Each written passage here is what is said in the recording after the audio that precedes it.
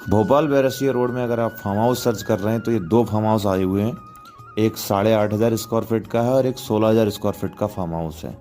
Location की बात करें तो ये ईंट खेड़ी के सामने मस्जिद है, मस्जिद के पीछे ये फार्म हाउस है और यहाँ आसपास सभी फार्म हाउस ही बने हुए हैं। यहाँ पर आप जो देख पा रहे होंगे ये ये वाला है और इसके बाजू वाला जो फेंसिंग नॉर्मल लकड़ी की फेंसिंग कर दी इन्होंने। दोनों फार्म हाउस रेजिडेंट सेल में है। करौद से मात्र पड़ेगा लगभग 8 किलोमीटर और ये दोनों फार्म हाउस देना है। इसका रेट है मात्र 480 रुपये पर स्क्वायर फीट और ये फाइनल रेट है, इसमें कोई मान सम्मान नहीं होगा। आसपास टोटली फार्म हाउस बने हुए हैं, डेवलपमेंट भी अच्छा खासा है फार्म हाउस का आसपास में और ये जमीन भी बहुत अच्छी है। और अधिक जानकारी के लिए स्क्रीन पर दिए गए नंबर पर व्हाट्सएप या कॉल करें और विजिट करें। प्रॉपर्टी रिलेटेड वीडियो सबसे पहले देखने के लिए मुझे फॉलो करें और इस वीडियो को अपने दोस्तों के साथ शेयर जरूर करें।